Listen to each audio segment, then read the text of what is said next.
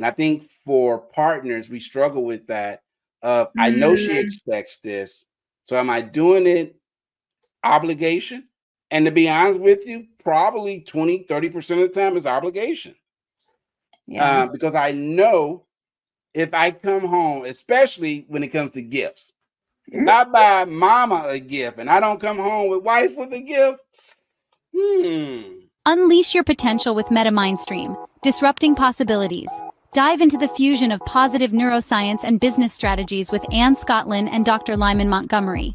Break free from limiting beliefs, expand extraordinary lives, and boost business profitability. Welcome back to MetaMindStream, and this is a topic part 2 today. So very excited. And if you haven't seen part 1, you can watch it separately before, or you can watch it after. It doesn't matter. It's all got good stuff. They all have individual topics. But thank you for joining us here today. That's Dr. Lyman Montgomery and myself, Anne Scottlin, from Focused MetaMindset. And the purpose of our company is disrupting what's possible. What does that mean? It really means disrupting our mindset of what's possible. We teach a focused meta mindset that helps you break free from those limitations, right, Lyman? Absolutely, yes. You have to break free from them. Stop letting those things hold you back. Yeah, but we have to see them before we can break through them. Or I like to think, sometimes even in our everyday discussion, we are limiting ourselves by even the words we use, I use, break free from it, break through from it. Sounds like so much work, but what about be set free from the limitations of your mindset? I love it. I love it. Right? I mean, our entire purpose in this show is to make life easier. It's profitability simplified, and it's about combining those positive aspects of neuroscience with actionable business strategies. So excited to be with you today. If you love our show, please share this link with someone who would enjoy it. Like and subscribe. We super appreciate that. And also, we are waiting to get more of your thoughts and comments and your questions so we can ask those on the air. We'll be picking from questions before our next episode, so please send yours in. We would love topic suggestions, questions, or anything else you might want to add.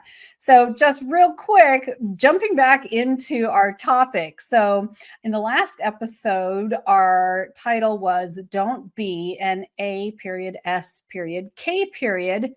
Don't be an ask. And today's is don't be a H period O period L period E period. Or if you want to put them together, don't be an ask. Oh. And we're having fun with this. As you know, we somewhat politely like to have candid and provocative conversations about what goes on in business and life, explore taboo topics, find insights that will help you create more financial stability and less stress in your business and your life. So what is this HOLE, Lyman? It goes great with the last episode. So if you didn't watch the previous episode, please go back and watch it. So bring it into context. But we talk about don't be an H period, O period, L period, E period, or a hole. We're talking about people that find themselves stuck in a hole. And our hole is an acronym. And we're going to break it down a little bit more. And we actually talk about how to get out of it. Is hesitation, overthinking, and lack execution. These are those types of people that they will ideate about something over and over and over to almost the point of paralysis. They will overthink it. Someone asks them a question. How are you feeling today? Oh, let me think. Well, mentally, I'm not doing so well. Physically, I got an ache in my left. Well, actually, it's my right hip, which contributes to being out of alignment. And spiritually, I was supposed to go to mass, but I didn't make You just want to say, shut up. You're overthinking it. How are you feeling? Oh, I'm not doing well. Okay, I understand that. Oh, I'm feeling great. Well, I have a few challenges, but I'm making it. Hey, I'm above ground. So any day above ground, I'm doing great. And then you have the second part of that.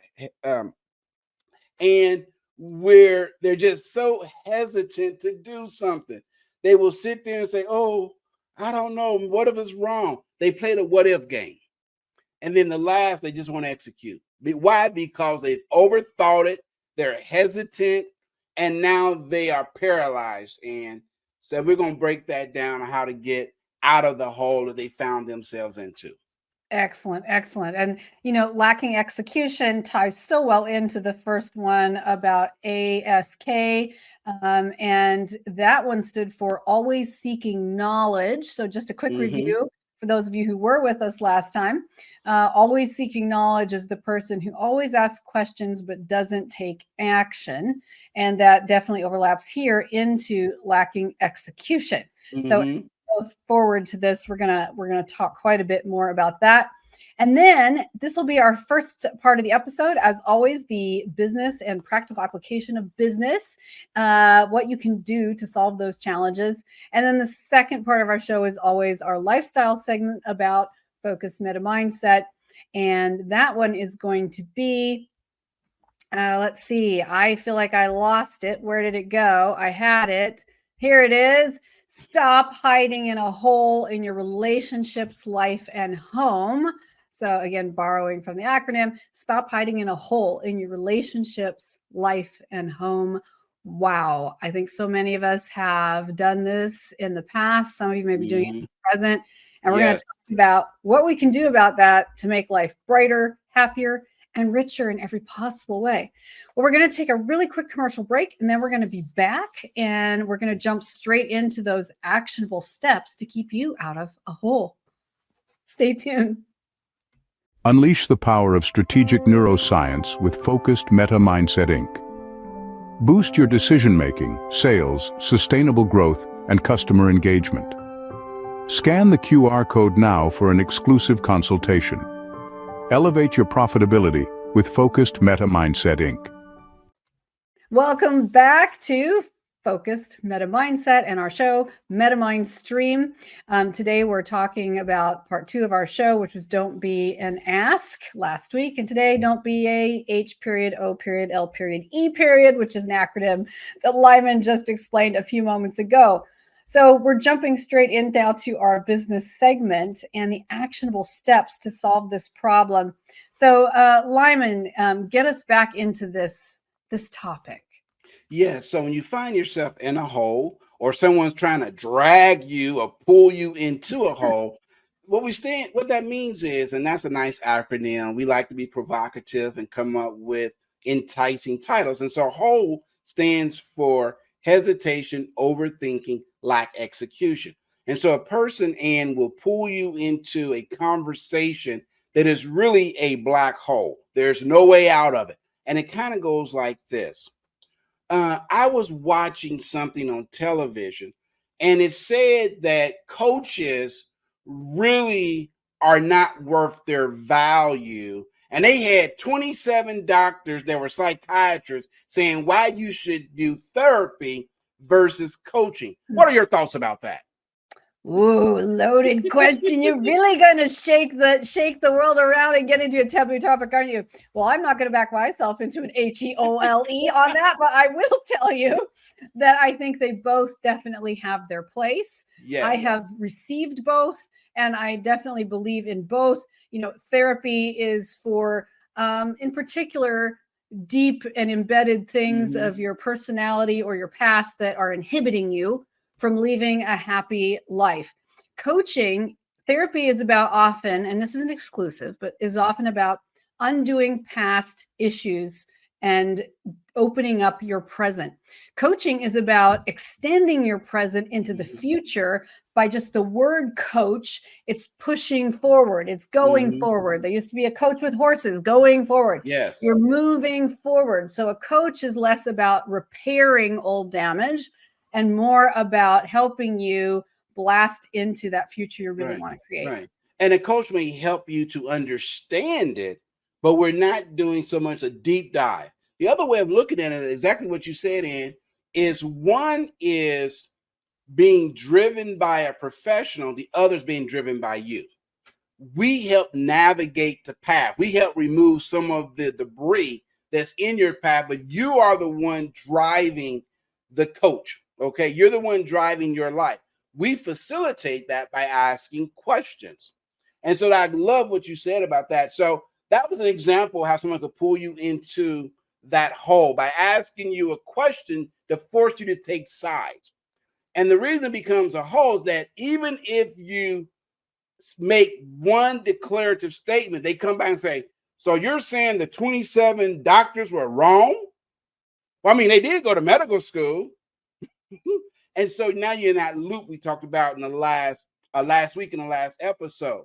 So yeah, well, that brings us into our normal conversation. I'll play devil's advocate per usual, which is we won't go there today, but what is right and wrong, right? There's subjectivity and there is science and there is faith. There's a lot of different things that define what's right and wrong. So I could say that those 27 doctors of psychotherapy or whatever were their degrees were in, they could be very possibly right, partially right, or all right. But let's take some other views into perspective. And I think this is something that we're always talking about in applying a meta mindset to your life and business, which is finding balance. It's just like trying to do it all yourself versus doing it with your team or your coach, finding balance. And I will give you a short illustration, and hopefully this doesn't take us too far off course here, Lyman, but just for a moment, one of the biggest challenges in finding balance in my entire life experience was working as an actress in Hollywood, because the advice you were given was so conflicting that you always felt like a loser. Because one person would say, oh, you need to go spend $1,500 on new headshots, or no agent's even going to talk to you, or whatever, when I was a brand new actor. And so you'd pull together somehow the $1,500 for brand new headshots, and that person would be like, that's great. You should be good. You should be able to get an agent now. So then you're able to get an agent. And then the first thing the agent says is, well, you need new headshots. and you're just like, what? You've got to be kidding. And then, they're like, well, you need a manager too. And the agent's like, you need to keep your hair long, don't cut it. And then the manager says, you need to cut your hair completely off to give you personality and a vibe that will be more castable. And then on it goes for every casting director, agent, coach. So I'm not saying that any of those people were inherently wrong. I think is the word I was actually searching for in my fuzzy brain this morning. But inherently wrong, it's just that they had a different perspective. So having the different perspectives in your life is fantastic. You have your perspective, which is based on your experience and beliefs and training. Then you want the perspective of your accountant. You want the perspective and training of your portfolio investor. You want the perspective and training of your gym coach. And you want an aspect and training of people who know exactly what they're doing as far as business coaching. So that's just one example of how we bring it together. Yeah, that's a great example. And because of all this information, people become hesitant to pick, hesitant to make a decision. Why? Because they have 27 voices. Do this, do that. Remember that cartoon was like the little angel on one shoulder and a little devil with a pitchfork? Yes. And the person's like, and after a while, you're going to give yourself a headache because you're listening to too many opposing decision makers. Not that all of them are wrong, as you mentioned, all of them. It's a perspective. And it goes back to, and I know you might get tired of me saying it, but it's absolutely true. Which one of those align with what you hold to be true? That is the key. And so whenever you're faced with this hesitation, ask yourself, out of all the different voices out there screaming at me, which ones align with what I hold to be true? And that would eliminate, as I said before, 2/3. The second point after hesitation, you got all these voices, those 27 voices in your ear, and you ask yourself this question: which one better aligns with what I hold to be true? That would help you narrow it down to, let's say, from 27, let's say you're down to 5. The problem now is you can begin to overthink. You start looking at 27,000 different reviews on each one. You're going to their website rather than asking yourself this question: which seems natural? Which one of those or those 5 resonates with me, Anne? And that's another way you can get out of that overthinking it by just saying Mhm. which naturally resonates with me, or I believe to be more true than the other. Absolutely. No. And I think this is where we get this credible opportunity to bring meta mindset Mm-hmm. back into this conversation as always, because the meta mindset is one of the ways we try to convey that and describe that to people is a return to your instinct, to your Yes. gut wisdom, to your spirit, to your spiritual guidance, to whatever that is, that groundingness in you, where you actually, in your core of core, you know the truths for you. You really know the truths for you. So the question is, when you're asking about, you're overthinking, you're trying to decide, how do I decide between all these 27 things? The question is, which ones do I respond to with a fear-based decision? Mm-hmm. And which ones do I respond to with a positive gut feeling? Yes.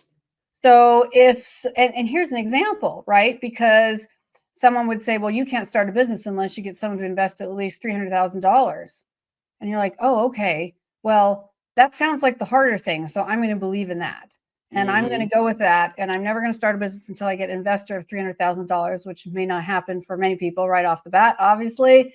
And you're stuck, but your gut might say, I think I can start a business without $300,000. I mean, maybe 30,000. So maybe I can find some ways to put that together and make a really smart business plan. But I think that person, I mean, they're famous, but they might not be right. So I think That's a I'm going good to point. align myself more with the people who say you can start with a reasonable budget, because I know me. I know my own skills. I know my own wisdom, my own assets, how I have been trained. I think I can do it 30,000. Then it's like, well, but you know what? Just to be sure, let's get a third opinion. So when you get, if you're going to get a heart transplant, Lyman, you're definitely going to get more than two opinions in my Yes. belief system. Yes.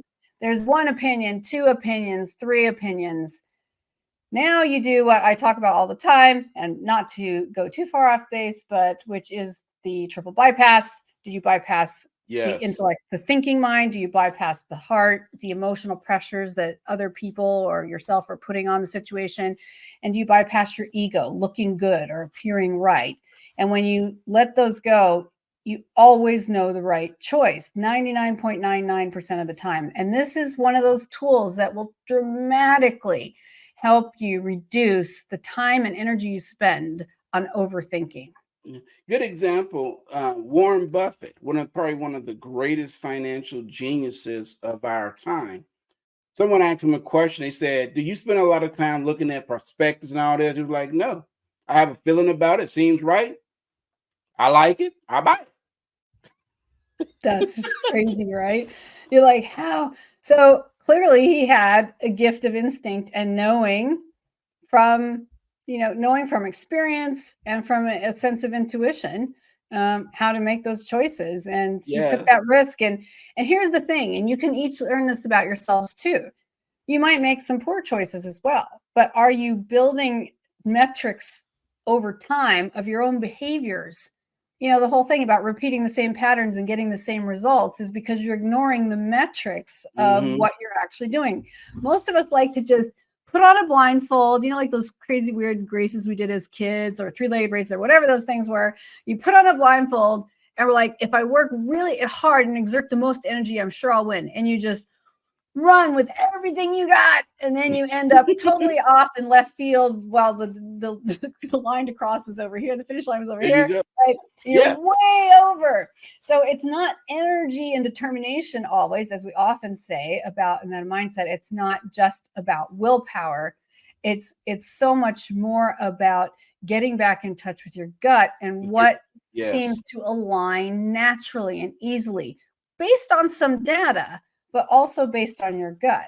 Mm-hmm. Yeah. So we're saying, don't discount that intuitive way of making decisions, but it should complement the data that you're looking at, because you can look at a lot of data and still feel something still is off about it, and that's because it's not in alignment with what you hold to be true for yourself. I think when we come back from the break, we'll finish up on the L and E. Yes, so we'll finish up on that, and then we'll go probably go straight into also our lifestyle segment, which is always fun. And as I mentioned at the beginning of the show, today we're going to talk about people who, and again, my notes got I think it's discombobulated. Look at me going there, guys. Stop hiding in a hole in your relationships, in your life, and in your home. So come right back for the last part of the L and the E of whole in Don't Be a Whole. Be right back. Unleash the power of focused MetaMindset lunch and learn sessions.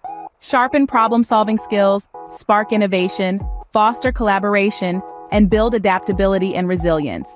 Elevate your team's success and profits. Discover more at www.focusedmetamindset.com. All right, welcome back. And I'm here with Dr. Lyman Montgomery. Thanks for joining us, and myself, Anne Scottlin, on MetaMindStream today, where we're talking about don't be an HOLE, hesitant, overthinking person who lacks confidence. We've given you some examples, and we're talking now about strategic actions you can take, both from a practical business perspective and also from a meta mindset, which is what we teach, to take you out of these stuck places, to get you out of the hole, right, Lyman? Absolutely, yes, that is correct.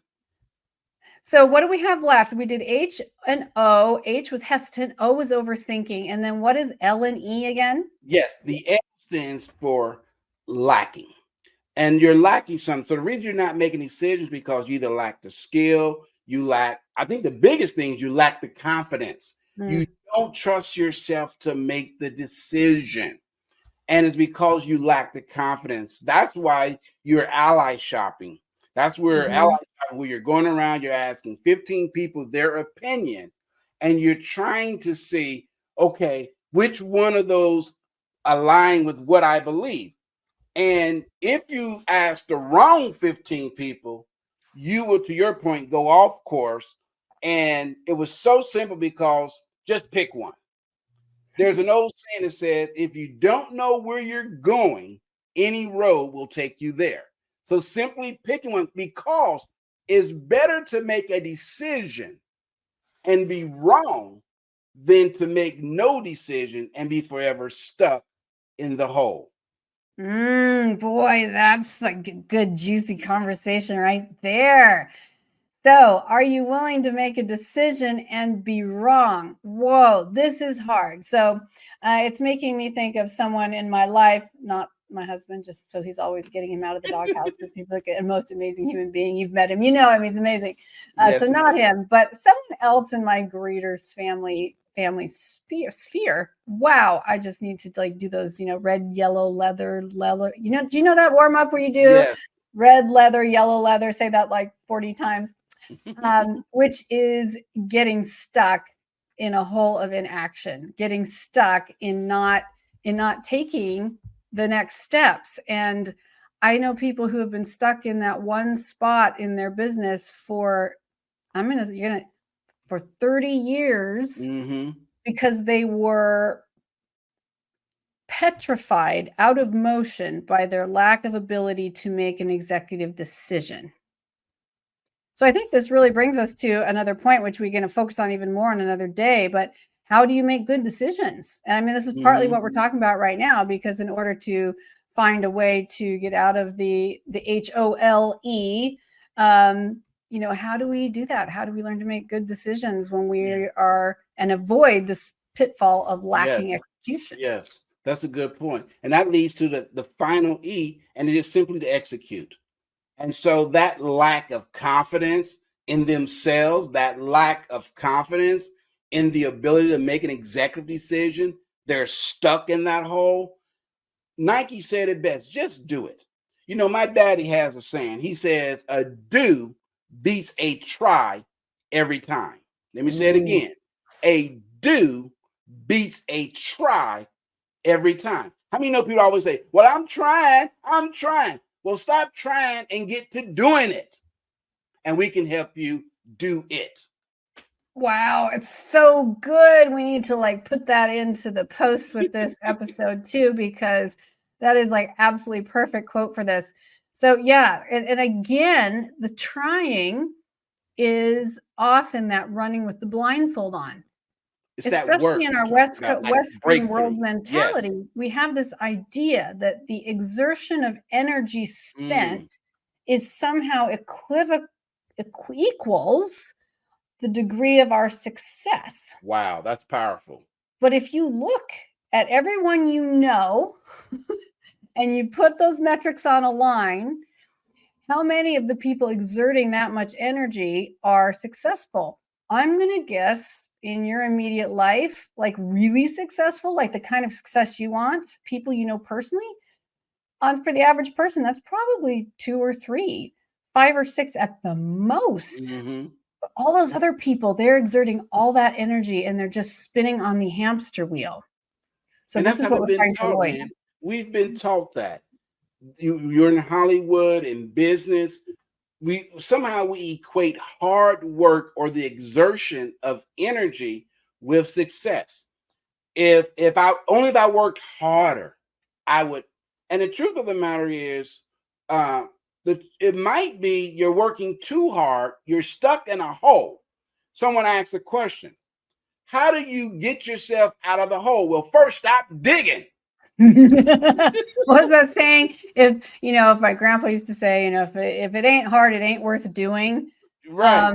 But we've moved on a bit to let's not work harder, let's work smarter. Smarter. There you Right. go. And now we've moved on from that. Let's not just work smarter, but let's go meta. Let's do a meta mindset, which is smarter is very bound by other people's opinions. Mm-hmm. And constantly that data gathering we talked about last time, but never being able to execute. So moving on to the meta mindset where you can actually make decisive decisions with confidence. So powerful. So powerful. Well, let's pop over here into the lifestyle segment as we're wrapping up today. Stop hiding in a hole in your relationships, life, and home. Continuing with the HOLE example. Oh, Lyman, what are some examples of people hiding in a hole in their relationships that you can think of? So a clear example is Gary Chapman wrote the infamous book, 5 Love Language, for example. My wife's love language is gifts. Mine is words of affirmation. And so I can tell my wife how beautiful she is, how much I appreciate her, affirm her. But at some point she's expecting me to walk through that door with roses, not any type of roses, but white roses.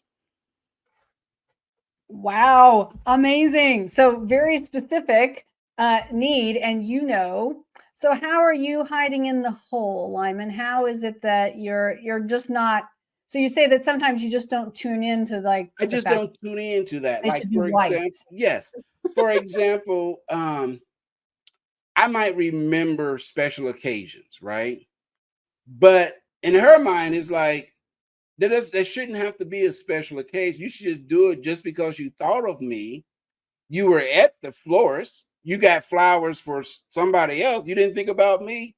And I'm like, ooh, no. No, it's Really true. quick. It is. It's true. And so being aware is a lot of helps us not hiding in the hole, creating awareness and intent. So she already knows your intent. Yes. She married you. You guys have a beautiful relationship, but also understanding what is really important to the other person. Intent is really powerful. I want to just talk about that for a second about in your relationships. So I think one of the biggest holes we fall into in relationships, and these don't have to be just romantic relationships, but for lack of a better example, is that indecisiveness that we were just talking about, the Mm-hmm. lack of Yes. execution. I have a friend, and I don't judge them necessarily. I just wish for them to find what they're looking for, who's been engaged to the man and asked her to marry him for 11 years. She would have liked to get married 6 or 7 years ago, and he's not ready yet. So she is stuck in this hole in her relationship, this weird holding pattern. Sorry, I don't know what is wrong with me. I have the weirdest, stupidest puns. But anyway, this weird holding where she is really stuck. And she hasn't decided how to make an executive decision or give him, sometimes it does take an ultimatum, hopefully not, but Mm-hmm. sometimes it does.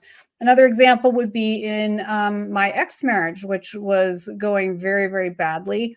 But I was stuck in indecision because I would have been the first person in my entire family history on both sides of my family to ever get divorced. And there was a lot of judgment around that happening, even though I knew I was in a really bad situation. Mm-hmm. I waited and waited. I was indecisive because I cared so much about what other people would think. And this goes back to your meta mindset. When you're using your focused meta mindset, when that becomes the thermometer in your executive decision makings in your life, in your business, you do the triple bypass, mind, heart, ego, and go straight to what you know to be true in your gut, then you know. And when I finally did that, I was able to take action to get out. And I'm sure my friend actually knows in the depth of her gut, either this guy's never going to marry me and I want to start a family and have kids and I want to be married. That was is a choice. Or maybe we just call off this whole engagement and let's have kids and move forward, but let's do something, right? So let's make an executive decision to make a choice. That's powerful. So powerful. I'm often find myself, vacillating at times between, am I doing this out of obligation? I think that's another hole that we hide in. Oh, absolutely. Or am I doing this because I really feel like I want to do it? And I think for partners, we struggle with that. I know she expects this. So am I doing it obligation? And to be honest with you, probably 20, 30% of the time is obligation. Yeah. Because I know if I come home, especially when it comes to gifts, if I buy mama a gift and I don't come home with wife with a gift, Yeah, you gotta watch it. You gotta look at the context. Yes. You have to look at the context. No, that's a really good question of being stuck in a hole in your relationships through obligation. I think even in the example of an ex-marriage, like the obligation, that's a really big one because I felt obligated to the relationship, even though I wasn't being treated right. I felt obligated to family, to people in my religious community. I felt all these obligations to everyone except myself. And, I grew up in an environment where that was not really so much a woman's thing to have the obligation to taking care of yourself. It was more that you're a servant to people around you, for people that know my background. So it was hard to make that. Anne, let me ask you this, Anne. When you said that, it just evoked so many emotions. And I thought about, especially moms or partners who say, well, we stayed together for the kids. We felt obligated to the kids. They would grow up in either a two-parent household. We're not talking about situations where there's violence and things like that. Right. Sometimes people just drift apart. Right. All right. So what's your thoughts about staying together out of obligation for, let's say, the kids? Sometimes it's financial. We have this $800,000 home that really takes two incomes. What are your thoughts about that? Well, I mean, just from my own experience and the experience of the people I know closely, I would say there is no perfect answer. It's situational every time. It's like if you're landing a plane without any autopilot tools. Every single time is different. The wind is different. The daylight is different. The pressure is different. The runway conditions are different. So it has to be a really personal choice because there is no perfect answer. I think there are probably some kids who've come out ahead of the game because their parents stayed together and they needed that sense of security. I also know kids who have come out terribly traumatized and even, sad to say, even suicidal because parents who should not be together stayed together and created such an environment of tension and misery that it scarred them for life. So I think we all need to, again, once more, if not again, and then we absolutely have to wrap up, are you in agreement or are you in alignment? If you're in agreement, you're probably having a pretty good marriage. You don't have to be in agreement to have a good marriage, but are you in alignment? Could your alignment be, we want the kids to be happy, let's ask them. Could your alignment be, we don't have to live in a fancy house. There could be some amazing things that could happen living in a different kind of environment, maybe more rural, maybe more outdoors, that could also help the kids. Is that, maybe that's an option instead of just trying to maintain status quo and keep the house and stay together for that reason. There's so many elements to it. And, but I think, as always, you go back to your deepest gut instincts. And you make that decision that's right for you. And for a parent, part of that is not 100% solo, because those children are a part of you. So when your children are a part of you, their well-being does come into that decision. I never honor a parent who just walks away from their children, especially unannounced, without leaving them in the care they need, just because, well, I need to do something different in my life. A lot of things should happen before it gets to that point, and a lot of conversations should happen. So I think bringing love to the table, loving ourselves, which, you know, and here, like, I feel like I'm going back into the emotional wellness COVID streak, but love to yourself. If you're not kind to yourself, you're going to have more trouble making those extremely intuitive gut decisions, because they're going to be warped in a lifetime of habits that are you not taking care of yourself. This is how someone who can be admired by the community is a workaholic and never home with their family. You have to take them all. So we could have, like, we just launched like 16 topics. You sent me down a rabbit hole, Lyman. Anyway, okay. So today, ending with the HOLE, I got it in there. We are done with that little rabbit hole about the HOLE. Stop hiding in it, whether it's in your business, whether it's in your personal life. Focus your meta mindset and take some of these tips. Get on our website, check out some of the things we offer, some of the tools that we offer, some of the training, some incredible analysis, and so many other things in our recorded courses, as well as our live presentations, where we can help you out or even meet you one-on-one. So I want to thank everyone for tuning in today to Focused MetaMindStream. We'll see you again next time at the same time. Please share this link with someone if you've had a good time, and like and subscribe. And after the show, you can also find it recorded at the same link. Cheers. Have an amazing week. Thanks, Lyman. Thank you. Take care. Bye.